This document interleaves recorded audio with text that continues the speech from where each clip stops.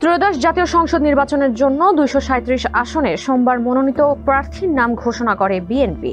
তবে ঘোষণার একদিন পরই অনিবার্য কারণ দেখিয়ে মাদারীপুর ১ আসনের প্রার্থী কামাল জামান মোল্লার মনোনয়ন স্থগিত করল দলটি।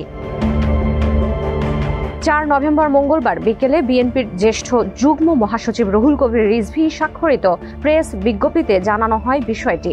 প্রেস বিজ্ঞপ্তিটি পোস্ট দেওয়া হয় বিএনপি মিডিয়া সেলের ভেরিফাইড ফেসবুক পেজে।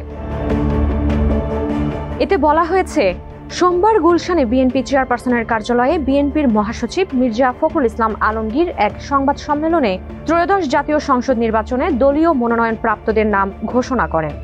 সংবাদ সম্মেলনে ২৩৭টি সংসদীয় আসনের মধ্যে মাদারীপুর ১ শিবচর উপজেলা আসনে মনোনয়নপ্রাপ্ত কামাল জামান মোল্লার নাম ঘোষণা করা হয়। অনিবার্য কারণবশত ঘোষিত আসন ও দলীয় মনোনয়নপ্রাপ্ত ব্যক্তির নাম স্থগিত রাখা হলো। বিএনপি মনোনীত প্রার্থীদের নাম ঘোষণার পরপরই মাদারীপুর ১ আসনে মনোনয়ন বঞ্চিত প্রার্থী জেলা বিএনপি যুগ্ম আহ্বায়ক সাজ্জাদ হোসেন ওরফে লাবলু সিদ্দিকীর অনুসারীরা ঢাকা ভাঙ্গা এক্সপ্রেসওয়েতে টায়ার জ্বালিয়ে বিক্ষোভ করেন। সড়ক অবরোধ, গাড়ি ভাঙচুর ও অগ্নিসংযোগও করা হয়। এ ঘটনার একদিন পরই এই আসনে ঘোষিত প্রার্থীর মনোনয়ন স্থগিত করল দলটি।